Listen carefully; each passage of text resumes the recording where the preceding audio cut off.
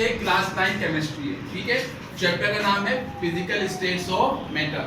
Okay, आज हम today we are discussing Boyle's law. Boyle's law क्या है, ठीक है। तो रॉबर्ट बॉयल एक साइंटिस्ट था, क्या नाम था उसका? Robert Boyle. Robert Boyle was a scientist, ठीक है। एंड इसने 1662 में किताब 1662 में अपना एक लॉ प्रोड्यूस किया, गैसियस लॉ। कौन सा? गैस का कानून। 1662 में 1662 में रॉबर्ट बॉयल साइंटिस्ट ने, ठीक है। तो इसने ये कहा कि किसी भी गैस का जो वॉल्यूम है, अगर उसका हम प्रेशर बढ़ाएंगे तो वॉल्यूम उसका कम होगा, और अगर उसका प्रेशर हम कम करेंगे तो उसका वॉल्यूम क्या होगा? ज्यादा होगा, ठीक है। यानी कि इसने ये कहा कि वॉल्यूम को हम V से डिनोट करते हैं, ठीक है, कि वॉल्यूम जो है वो इनवर्सली प्रोपोर्शनल होता है किसके? 1/P के। यानी कि कोई भी गैस है, अगर उसका वॉल्यूम हम ज्यादा करेंगे तो प्रेशर कम हो जाएगा, और अगर प्रेशर कम करेंगे तो वॉल्यूम ज्यादा हो जाएगा। यानी कि एक चीज के अगर प्रेशर ज्यादा कर रहे हैं, एक चीज के ज्यादा करने से दूसरी चीज का कम हो जाना, ठीक है। अगर प्रेशर ज्यादा करेंगे वॉल्यूम का कम हो जाना। यानी कि सिरिंज होती है बच्चों की, जो इंजेक्शन होता है सिरिंज, उसके ऊपर एक वो होता है, जब आप फिंगर से आप उसको प्रेशर लगाते हैं तो क्या होता है, जो उसमें लिक्विड होता है वो इतना होता है तो वो कम होना शुरू होता है, और जब उसको दोबारा रिलीज करते हैं, छोड़ते हैं, प्रेशर कम करते हैं तो वॉल्यूम दोबारा ज्यादा होना शुरू हो जाता है, ठीक है।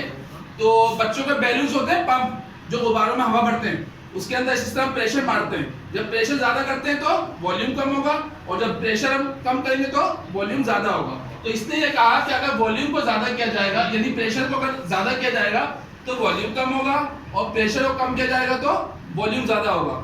यानी कि एक चीज के ज्यादा होने से दूसरी चीज कम हो जाए, और एक चीज से कम होने से दूसरी चीज ज्यादा हो जाए, इसे कहते हैं इनवर्सली प्रोपोर्शनल। क्या कहते हैं?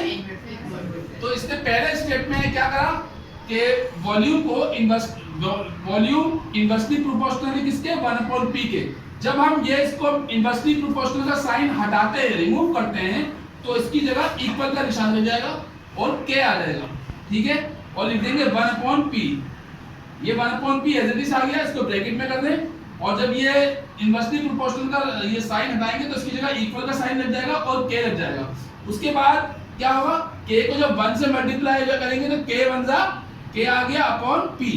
सही है, ठीक है। अब मैं इधर आ रहा हूं, देखें, जब ये P इधर आके मल्टीप्लाई होगा V से तो ये क्या हो जाएगा?